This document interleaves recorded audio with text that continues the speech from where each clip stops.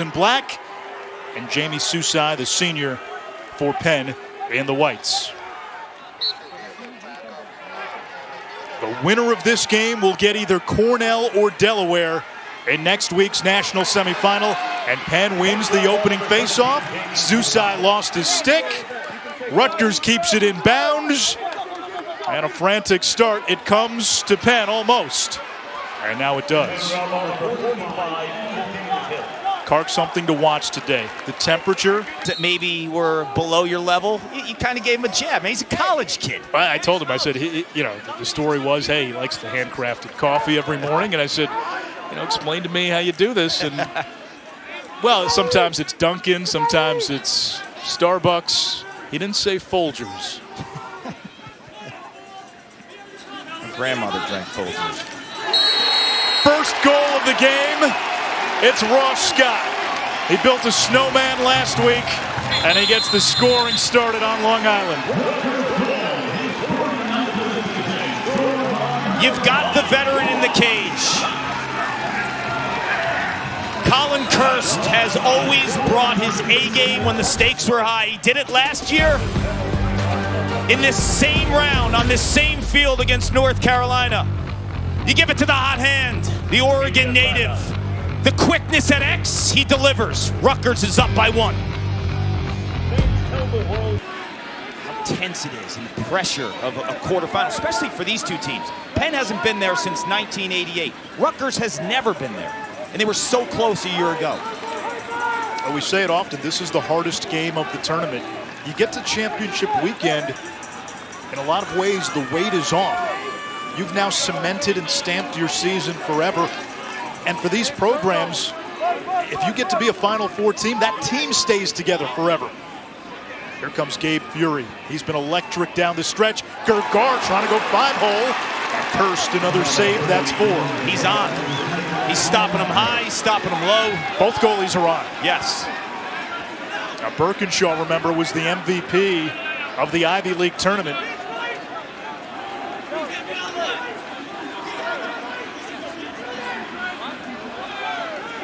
Good matchup here, Scott and Farrar, who can match him step for step.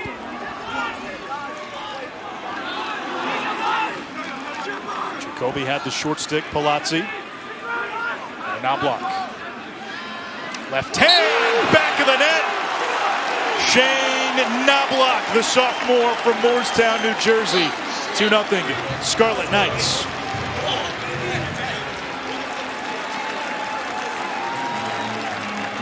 Knobloch is showing you some persistence. First team all Big Ten this year. Big Ten Rookie of the Year a season ago. Look how close moments ago. Stay with it, 27. You are a sharp-shooting midfielder for a reason, with 2 hands and the ability to absolutely hammer a corner. Maryland played here in 2019.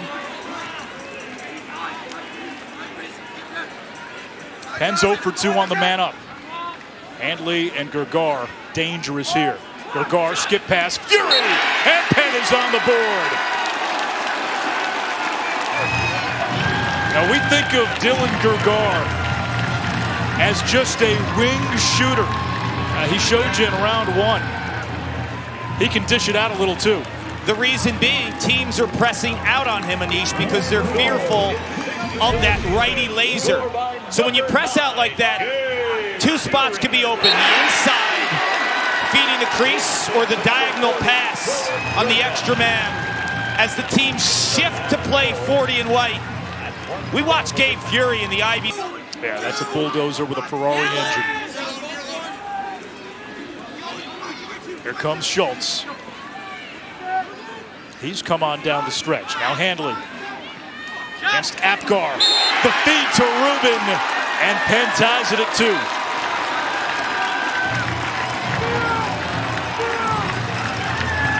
Patrick Birkinshaw is at 56%. As Anish mentioned, maybe the hottest goalie in college lacrosse. You got to find a way to stop this Rutgers offense. A unit that can put up 15 per game. What's 12 and white secret sauce? His left-handed time room plant. Top shelf. Of the second.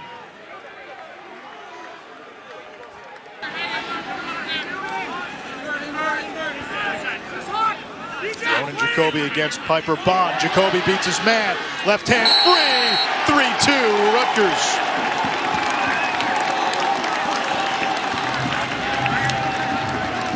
Watching Ronan Jacoby on tape.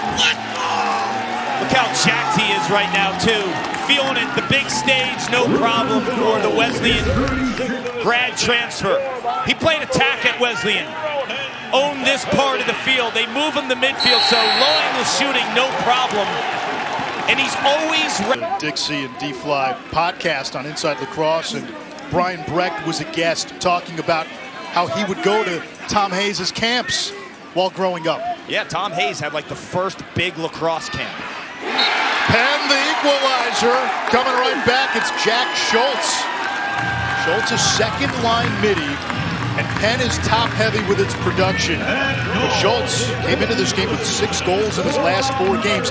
Penn gets production outside of the top 6. That's big. Well, you see the 7th goal in the last 5 games. That's huge because we're playing in 90-degree heat. How many times can you trot out Sam Hanley to make plays? You got to find those complementary sources. Schultz is one of them. He's a two-handed midfielder who can get to the rack. The extra man, and then the blown clear. You have to play clean if you're Rutgers. You're not going to rely on the face-offs to get the possession. So you have to find certain spots in the clearing game, the extra man, to make Penn pay. Here comes James Shipley from Weddington, North Carolina. Over to Gergar. Good ball movement. Right on the doorstep, it's Rubin. Flag down. In the crease. No goal.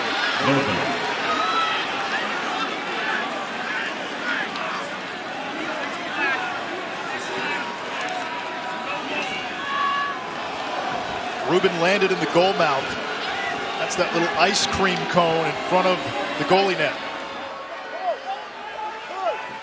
Okay, you got a foul on. Get out of the way, coach. Black 6 pushes with possession. 30-second technical.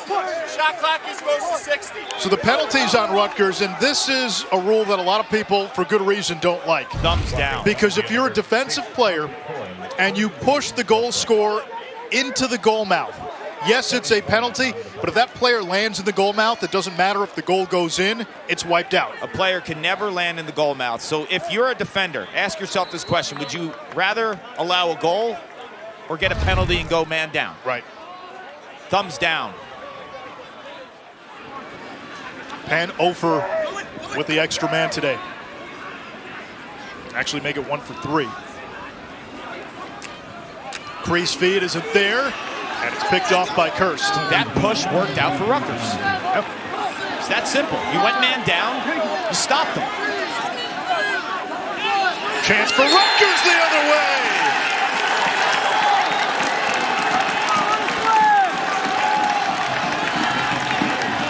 The Scarlet Knights making it work in transition. First glimpse of that NASCAR offense today. And Rutgers takes a 4-3 lead. This is exactly why this call is awful. Penn can go up 4-3 on a Rubin goal. Rutgers, well, they're smart. They're playing within the rules. Push, make him land in the goal mouth. Stop them on man down. Sticks in the passing lane. Your goalie throws darts for outlets. Rutgers hits in transition, makes Penn pay, and the Scarlet. The later stages of this season has been staring down shooters and winning battles. And he's not a quiet goalie. Like a lot of goalies will sit on shots, little body movement. He flops and flares everywhere. Did that cross over the goal line? Now let's take one more look at that. It may have, but it's such a quick play for an official to make that call.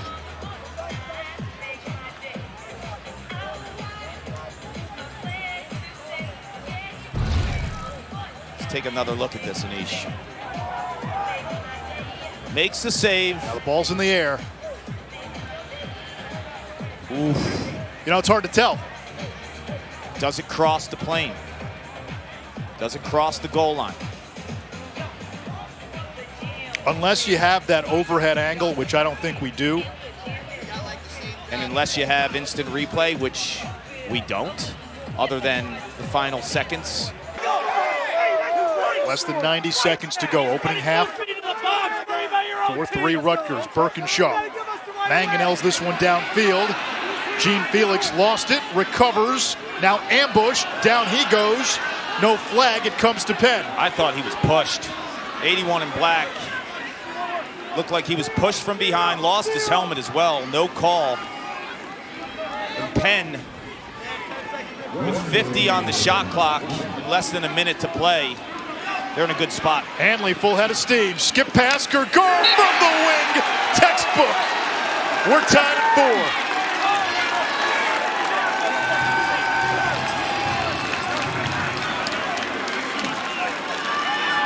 It's all about second opportunities. Cashing in. Taking advantage of potentially a missed call. Gene Felix here goes after this ground ball. That's tough. At first, it looked like he was pushed from behind. He fell almost from the pressure from the side and front. But Sam Hanley, when he operates...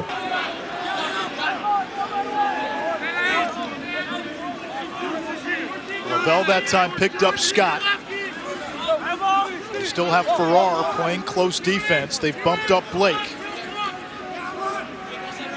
46 in white, Brendan Lavelle missed the last 4 games for an off-field issue.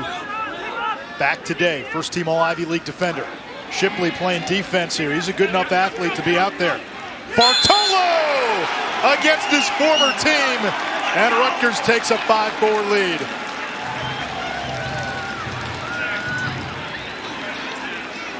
It's been an exchange of body blows between the two goaltenders. Birkinshaw has been brilliant. So is Colin Kurse from Rutgers. Closing the door on Gabe Fury, staring him down with a laser of a shot, and then Shipley with the low angle. That is not going to fall on Colin Kurse. And then Bartolo, time and room. He is a lethal outside shooter. We saw him with 4 goals. Fury will run off. Penn's depth will be tested now in the second half with the Heat. Schultz out of the box, fresh legs. Open look. Bedard saved Kurse. Russo on the rebound. Tornadoes out of trouble. That was a big-time move by Bobby Russo to evade the pressure, to spin. Daninger. Francowiak. Low sidewinder. It's good. Little worm burner past Birkinshaw. 11th goal of Francowiak's career, the 3rd this season for the 25-year-old senior. When you think of Rutgers lacrosse, whether it was in the 1990s, the name Kurse always was prevalent. Well, in 2022, with the team 1 game away from championship weekend, Colin Kurse is closing the door. 3.5, and the opposition goes man up. Here comes Shipley, head of steam out of the box. Feeds the wing. Hanley with a bazooka from the outside. Screening.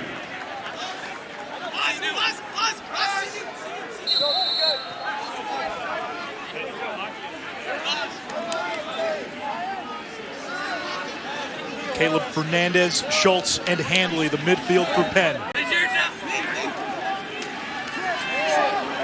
Shipley's out there too. Got Fernandez in at attack. Hanley against Apgar. Feeding Gergar. Nice move on the inside. Gergar with the finish off the feed from Big Sam. Big Sam can deal. Penn faithful feeling. Got a good one in Hempstead, New York. Dylan Gergar is known as a righty wing shooter, but also a dodger off of ball movement.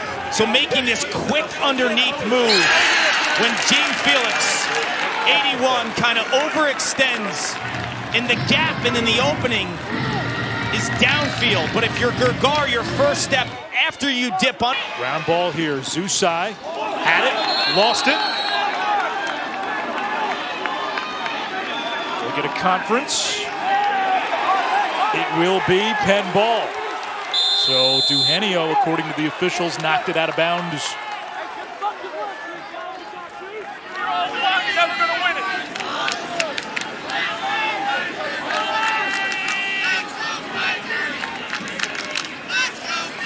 Interesting here. Penn essentially playing 4 midfielders, and Hanley's going to be a little bit of a hybrid. Shane. Gene Felix lost his helmet. And Shane, through the chaos, able to score. First goal of the season, just the 4th of Robert Shane's career. And we are tied at 6.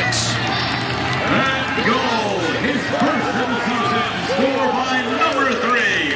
Penn does a fantastic job of saving this ball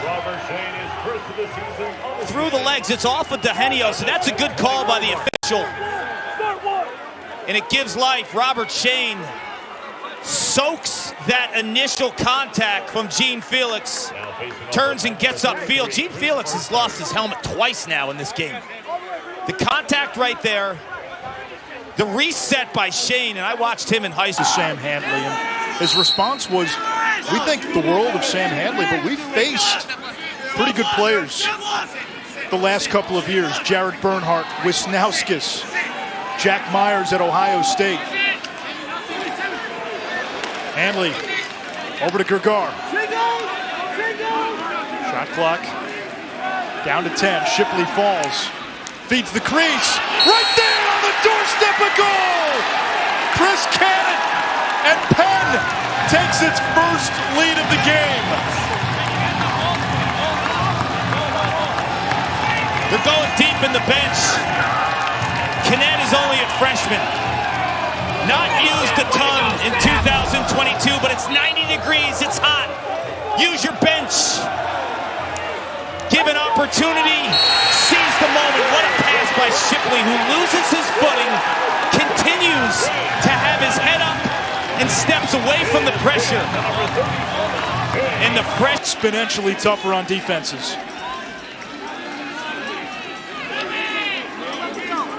Clark, we were talking before the game, the 4th quarter. This turns into a testament of endurance.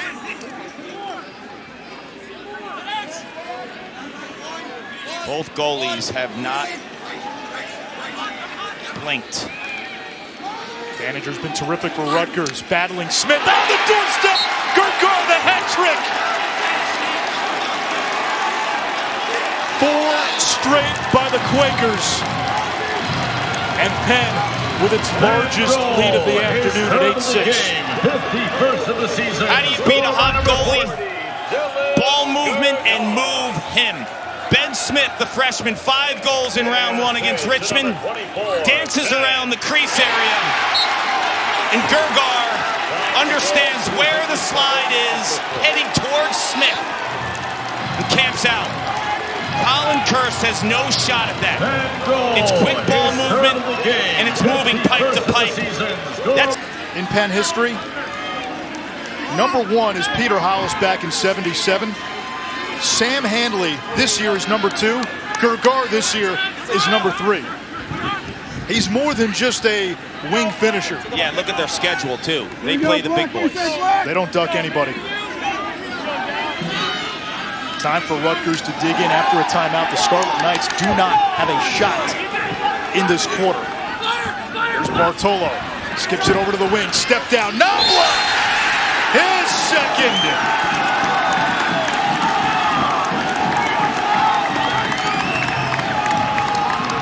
The best shooters in the world, whether it's Ryan Brown from the PLL Water Dogs, Tucker Durnovic, college ranks for Syracuse this season.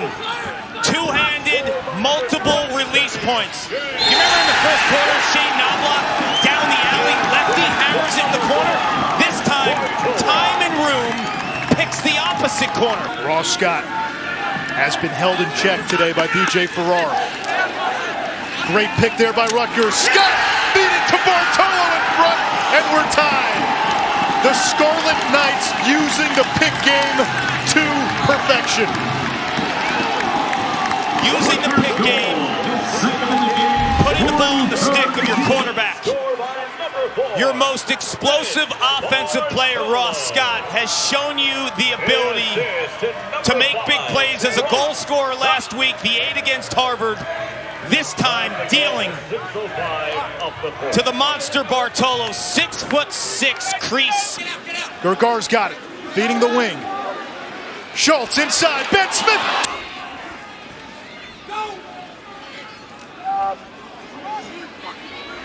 Hanley with a rocket. Kirst is there.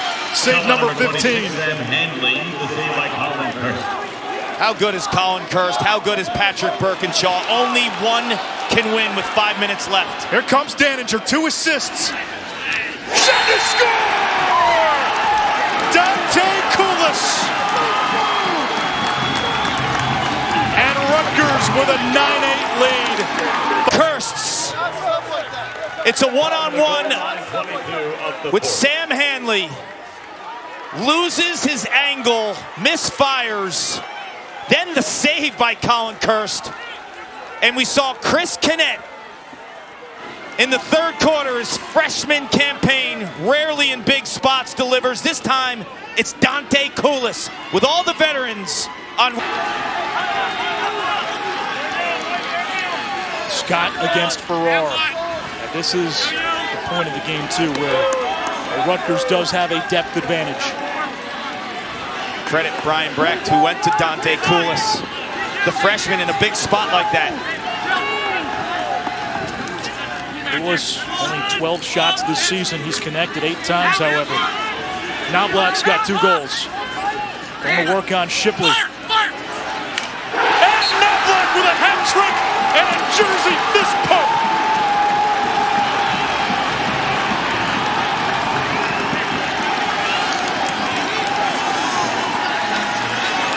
This is a program who's been close, knocking on the door. You got a Jersey boy on one side making the huge stop on the red-hot Dylan Gergar.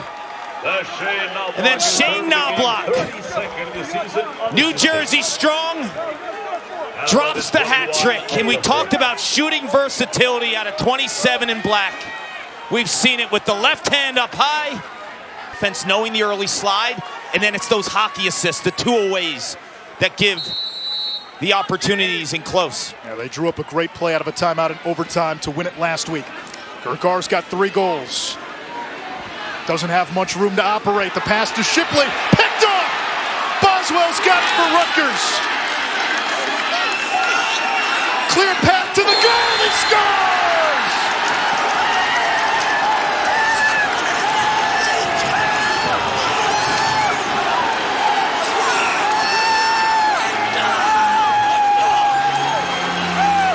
The transfer from Bucknell, Brian Boswell. I'm thinking, okay, he gets that ball. He's going to exhaust the clock. Because when you shoot, you give life for a face-off. But if you're up 2 and you can can it to go up 3, 90 in black, that's the dagger. You know what, Kark?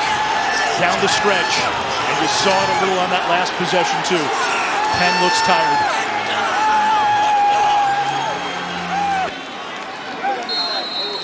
Back-to-back 17-save games in this postseason. Gergar gets one back quickly. It's 11-9, 53 seconds to go. The door's still ajar, and now it's on the face-off man, Arceri, coming out to take the draw for Penn. That's why it's such a conflicting type of opinion when you're up 2 with a little bit over a minute. Do you shoot to score? Well, Boswell gives you the 3-goal lead, but now you're not guaranteed the ball again. That's the issue. Like if Boswell exhausts the clock, That's just great defense by Ethan Rawl. The issue here, Anish, as Hanley gets to the goal, but the trail check. Rutgers doesn't play a ton of zone. So Kirst heaves it high in the air. Rutgers riding Thunder Road to championship weekend. The Scarlet Knights in the national semifinals for the first time.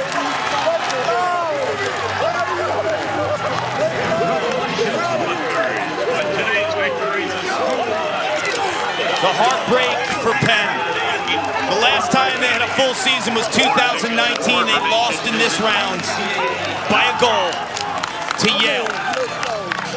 Rutgers on this field last year against North Carolina to lose by a goal, to be in this very same situation.